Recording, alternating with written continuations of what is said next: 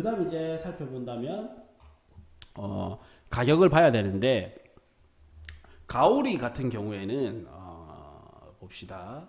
다시 가오리를 지도를 보면서 살펴보면 우선은 아까 제가 좋은 지역이었던 요 변산면 바닷가 쪽하고요 부안읍 시내 쪽은 사실 현재 시장이 투자자도 좋아하고 실수요자까지도 좋아하는 시장이에요. 그래서 아파트 분양도 하고 원룸도 되게 잘 나가요. 대도시 거의 웬만한 이제 대도시보다도 훨씬 원룸이 잘 나가요. 500에 45 요런 데도 방이 없단 말이에요.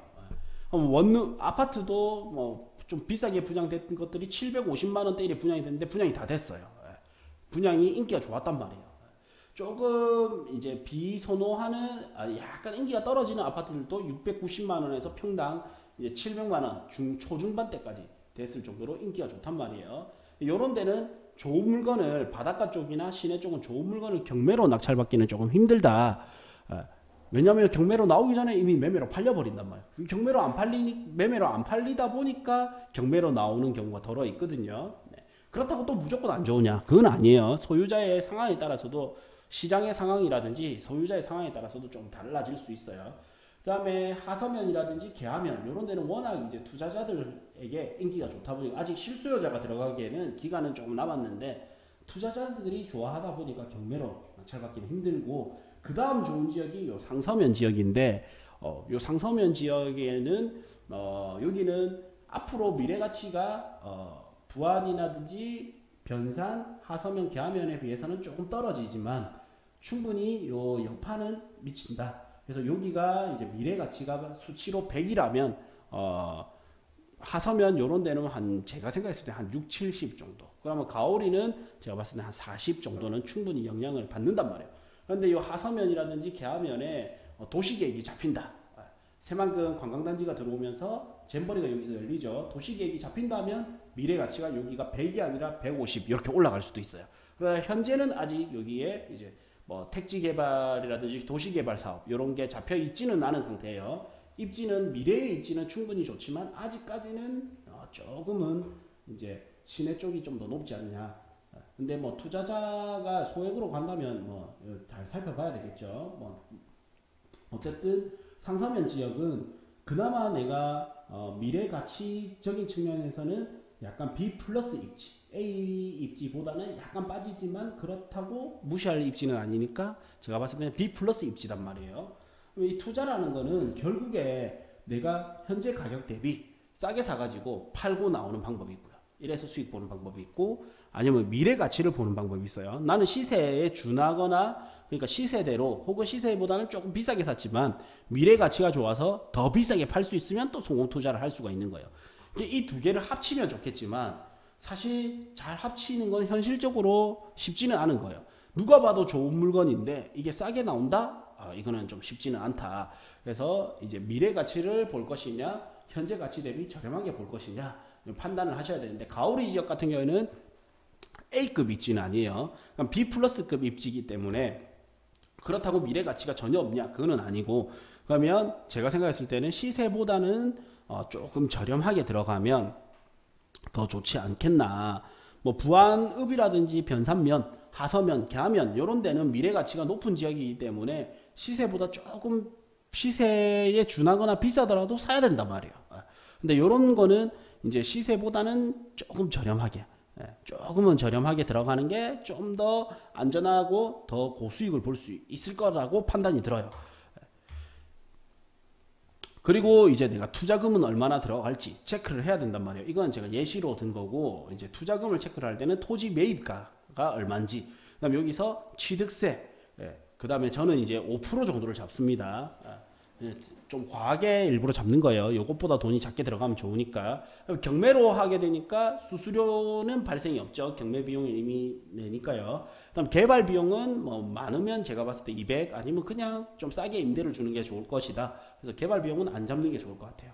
그 다음에 이제 대출이 얼마 나오는지 체크를 해야 될 거고요. 뭐 요런 거 같은 경우는 제가 봤을 때는 한 4, 50% 정도 대출이 나오지 않을까 싶은데 자세한 거는 이제 은행에서 좀 문의를 해 보셔야 됩니다. 그럼 이제 실투자금이 나오죠.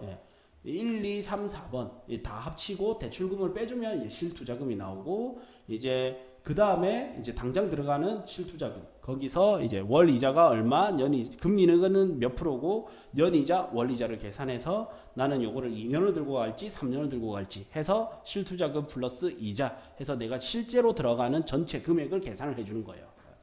왜 이제 이렇게 계산을 하냐면 우리가 예를 들어서 이자가 한 달에 30만 원씩 나간다 하면 누군가에게는 부담되는 금액일 수가 있어요. 그래서 매월 30만 원씩 나간다면 부담인데 차라리 이게 2년을 보유할 거다면 30만 원에 24개월 그러면 24개월 곱하기 30만 원 하면 720만 원이잖아요. 이 720만 원을 이자 나가는 통장에 그냥 넣어 놓는 거예요. 그럼 내 투자금에서 720만 원이 더 들어간다. 이렇게 계산하면 매달 빠져나가는 이자에 대한 부담감이 줄어들 거 아니에요. 신경도 덜 쓰일 것이고. 그래서 이렇게 해서 그냥 투자금으로 잡는 거예요. 어차피 땅은 2년 내지 3년은 이제 들고 가셔야 되니까 일반적으로는요. 그래서 이제 이렇게 체크를 하셔서 이제 들어가는 거예요. 그러면 우선은 제가 이게 정확한 거는 아니고 우선 탁상에서 이제 봤을 때 계산을 하는 거예요. 예를 들어서 이제 감정가가 2차, 2차가가 9천에서 시작하는데 보는 사람마다 조금 다릅니다. 저는 이제 데이터 상에서만 조금 살펴본 거고 여기서 조금 더 자세히 하기 위해서는 부동산에 좀 문의도 해보는 방법이 있고 현장 방문을 해서 상담을 받는 방법도 있습니다. 네, 저는 이게 이제 1억 정도에 낙찰이 된다고 하면 1억 만원 만짜니까 떼고요. 1억 나누기 120평을 하면 83만 원 정도가 되네요. 예를 들어서 1억 정도에 낙찰이 된다. 빼기 대출이 예를 들어서 이제 대출을 먼저 순서는 상관이 없어요. 대출을 빼준단 말이에요. 대출을 그러면 대출 금액이 40% 나온다. 30% 나온다. 이거 볼게요. 40% 빼기 4천. 그럼 이제 6천만 원이 필요하죠. 여기서 취득세가 5% 정도. 아까 1억에 5% 500만 원. 500. 그 다음에 중개수수료 안 들어가고 개발비 안 들어가고요. 그러면 이제 당장 6,500만 원이 필요하죠. 그 다음에 4천만 원에 대한 이자 4천. 여기는 금리가 한 5% 정도 되거든요. 4% 내지 5%. 하면 5% 정도로 조금 세게 잡는 거예요. 5% 하면 연 200만 원. 연 200만 원 나누기 12 하면 월 16만 6천 원 정도 나가고 연 200만 원인데 2년을 보유했다면 400만 원이죠. 그러면 6,500 더하기 400 하면 내 투자금은 2년간 투자금은 6,900만 원이 되고요. 여기서 만약에 임차인이 들어와서 조금 싸게라도 임차인이 들어왔다면 투자금은 여기서 조금 더 줄어들 수 있겠죠. 그래서 약 6,900만 원으로 투자를 할 수 있는 매물로 이렇게 보입니다. 단 이제 제가 대출 금액이라든지 시세 파악이 좀 더 세밀하게 안 했을 때 기준이에요. 이제 책상에 앉아서 이렇게 봤을 때 기준이란 말이에요. 입찰에 응하시려면 실질적으로 좀 더 시세 조사를 하시고 현장도 한번 보셔야 되고요. 그 다음에 내가 실제 이제 그 대출은 어느 정도 나오는지 이제 요 부안이죠. 그럼 부안에 있는 농협이라든지 새마을금고, 수협 이런 데 통해서 경매로 낙찰 받았을 때 대출이 어느 정도 나오는지 미리 문의를 하고 입찰에 들어가셔야 됩니다. 그리고 이제 마지막에 수익률 분석을 해야 되는데 그러면 내가 얼마 정도에 팔 수 있을지를 봐야 된단 말이에요. 그럼 제가 이제 아까 봤을 때 여기가 대지가 110만 3천 원에 거래가 됐었고요.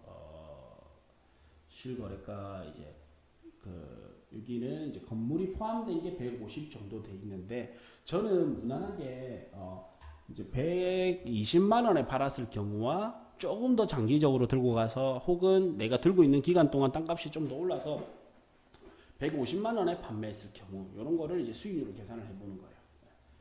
그러면